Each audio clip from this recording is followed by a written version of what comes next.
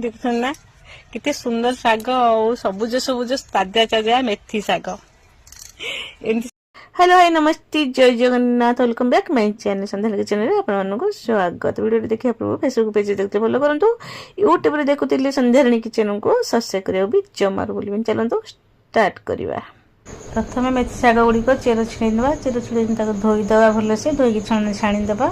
तापर थाली साहाଯ୍य थाली रखिक गुंड गुंड कर काटिदेवा। ये मुझे दुईटी पिज 4टी कंचा लंका नहीं तो पिज भलसे चोपा छड़ेदेवा, चोपा छड़े धोईदे धोईक गुंड गुंड कर काटिदेवा। तापर कंचा लंका को गुंड गुंड कर काटिदेवा। तापर कड़े बसैबा, शाग मैंने गोटे गोटे भल सुंदर कड़े नहीं। तेल पकेबा, जीरा पकेबा और पिज तेल को पकईदे पकईदे मिक्स करदे। तापर ये मसला ऐड करवा, चिली पाउडर, हल्दी पाउडर,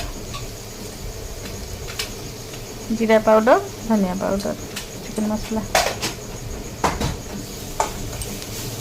स्वाद अनुसार लुण। लुणटा कटि जाइए सांग मैंने देखा जाऊनी लुण पकई। तापर शाग तक पकईदे भल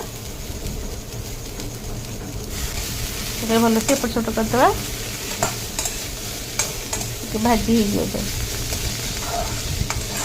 देखो हो गला मोर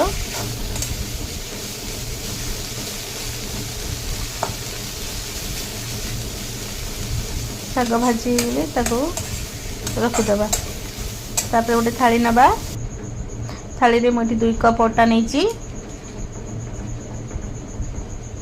आम साड़ी शागे लुण पकईचे जेहेतु कला जीरा नेबा आ साधा जीरा नेबा आ अल्प टिके लुण ऐड करवा। बेसी लुण पकईले लुणी हो भाजी थी शाग को पकईदे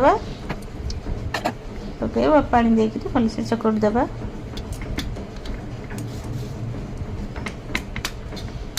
अटा चकड़ला गोल गोल छोट छोट गुड़ा करदे। छोट छोट गुड़ा करवा, बेसी बड़ कले मोटा लगे स्वाद लगनी। छुआ मान को पतला पतला छोट छोट खावाई भल लगे। तापर बेलीदे साइज करी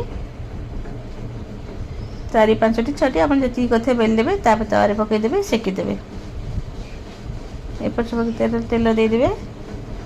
होगा परोटा 3 ରୁ 4टी जी मुझे सब परोटा होगा मोर।